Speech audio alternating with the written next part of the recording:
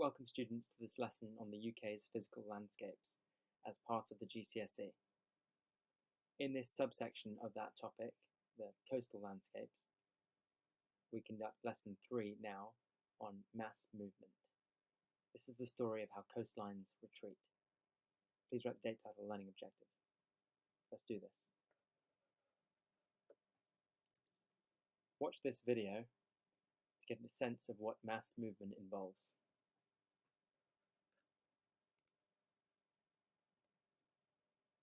There it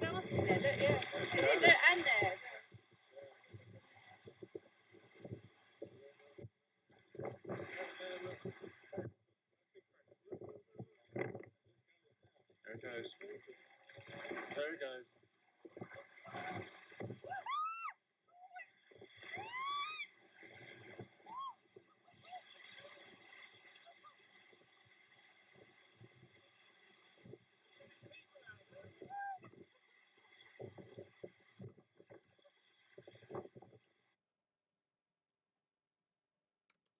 So that video should have given you a sense of what mass movement is.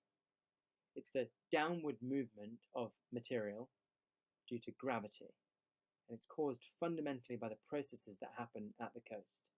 So today I'm going to tell you the story of the different types of mass movement and how they are influenced by geology and by the erosional processes as well as weathering that operate at coastlines. First, some keywords to help you understand this lesson. When a material allows water to pass through it, such as this stone here, we say that it is permeable. Permeable rock can absorb water like a sponge. By contrast, some rocks do not allow water to pass through them, as you see here. When a rock is like that, we call it impermeable. Please write the two words in the definitions. So, what is mass movement? Well, mass movement and the type of mass movement that happens depends entirely on the type of rock involved. When you have coastlines made of impermeable rock, you get two specific forms of mass movement occurring. Please write the subtitle and the heading impermeable rock below. The first type of mass movement is called a rockfall. Rockfalls happen when you have cliffs of hard impermeable rock like chalk or granite or limestone. These cliffs have sheer vertical faces. Here's what happens. All rocks, but especially sedimentary rocks like chalk, have weaknesses in them that are horizontal and vertical. These weaknesses are caused by the layers of sediment that have built up over many thousands of years, compressing. And the weaknesses are called joints, and if they're flat, horizontal, they're called bedding planes, because when you lie in bed, you're horizontal. Weathering, such as freeze-thaw and biological weathering, weaken the weaknesses even further, splitting apart the layers of rock on top of each other, both vertically and horizontally. And over time, eventually, chunks of rock break off from the cliff face and collapse to the bottom. It's called a rockfall. These joints seen here, vertically and horizontally, they're the weaknesses that get attacked, so this area of cliff is going to fall. So when we have hard impermeable rock that is exposed to different types of weathering, especially if there are joints, we get rockfalls. However, if, due to tectonic processes, the joints in impermeable rock have been made diagonal like this, then we get landslides.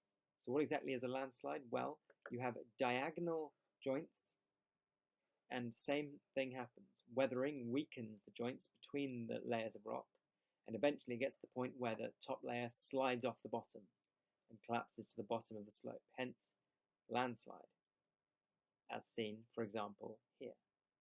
There is no permeable soil involved, it is just impermeable rock, whose strata or layers are at diagonals.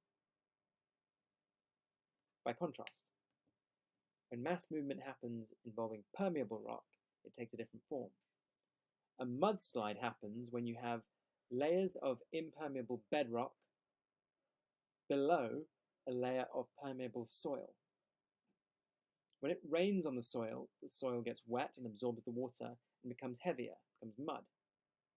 And mud, as you know, is less solid than soil.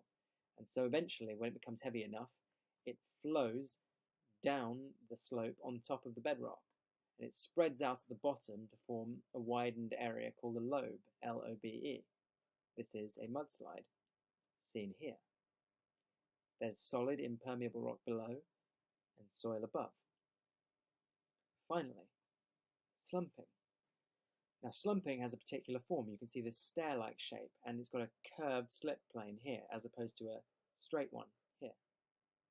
This curved slip plane is caused because the whole slope, when you have slumping, is made of permeable soil. And when there's rain, that soil absorbs the water, and the whole slope slumps downwards rather than just the surface layer. So you end up with this kind of formation. This is typical of the northeast of England, for example, the Holderness coast, which we will study in a future lesson. These four types of mass movement are determined, as you see, largely by the geology of the area, and they help to explain the shape of coastlines around the UK and around the world. Here are 2 questions. Please answer the questions from memory, and then mark your answers. Pause the video first. Okay, here we go. Self-mark. Thank you very much for joining me today.